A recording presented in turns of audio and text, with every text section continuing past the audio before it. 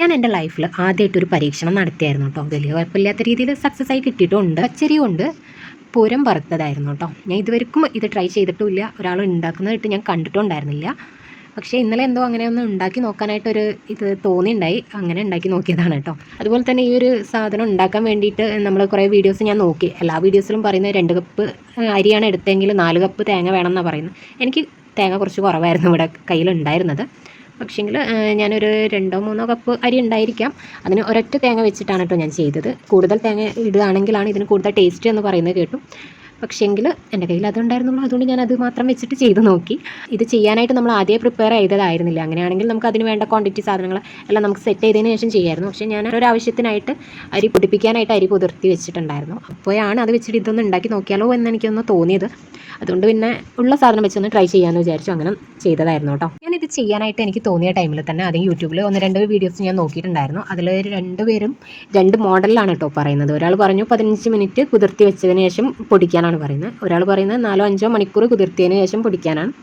അപ്പോൾ 2 പേരതും അല്ല ഞാൻ ചെയ്തത്. ഞാൻ എൻ്റെതായ രീതിയിൽ അങ്ങോട്ട് ചെയ്തു.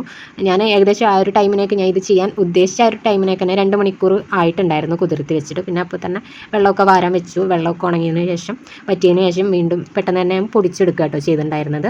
അതെല്ലാം സെറ്റാക്കിയതിന് ശേഷം നമ്മൾ എന്താ ചെയ്യേണ്ടത് വെച്ചാൽ അതിലേക്ക് വേണ്ടുന്ന ഇൻഗ്രീഡിയൻസ് തേങ്ങ വേണം, കരിഞ്ജീരകം, ചെറിയ ജീരകം, കുറച്ച് ഉപ്പ്, ഇതെല്ലാം ഇട്ട് നന്നായിട്ട് മിക്സ് ആക്കിയിട്ട് ഒരു 1/2 hour അങ്ങനെ റെസ്റ്റ് ചെയ്യാൻ വെക്കുക. അതിനുശേഷം ഈ പൊടികളൊക്കെ കുറച്ച് ബോൾസ് ആയിട്ടുണ്ടാവും. അതെല്ലാം ഒന്ന് ഉടച്ചെടുത്തതിന് ശേഷം നമുക്ക് കുറച്ച് നല്ല അടികട്ടിയുള്ള പാനിൽ വെച്ചിട്ട് നന്നായിട്ട് റോസ്റ്റ് ചെയ്തെടുക്കുകയാണ് കേട്ടോ വേണ്ടത്. ഈ ഒരു റോസ്റ്റ് ചെയ്തെടുക്കുന്ന കാര്യം പറയുമ്പം ഏകദേശം ഒരു 1 മണിക്കൂർ 1.5 മണിക്കൂറിൻ്റെ അടുത്ത് എനിക്ക് ഇതിന് ടൈം ചിലവായിട്ടുണ്ട്. ഞാനാണെങ്കിൽ അടുപ്പിലും അല്ല ചെയ്തിട്ടുണ്ടായിരുന്നത്, ഗ്യാസ് സ്റ്റൗവിൽ തന്നെയായിരുന്നു ചെയ്തിട്ടുണ്ടായിരുന്നത്. ഇത് ഗ്യാസിൽ ചെയ്താലും മുതലാവില്ല എന്നാണ് എനിക്ക് തോന്നുന്നത്.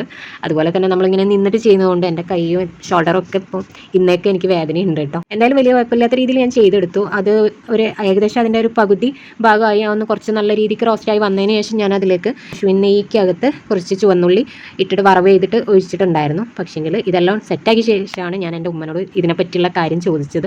ഉമ്മ പറഞ്ഞു ഒന്നെങ്കിൽ ഫസ്റ്റ് ആയിരുന്നു അത് ചെയ്യേണ്ടത്, അല്ലെങ്കിൽ ലാസ്റ്റ് ആയിരുന്നു.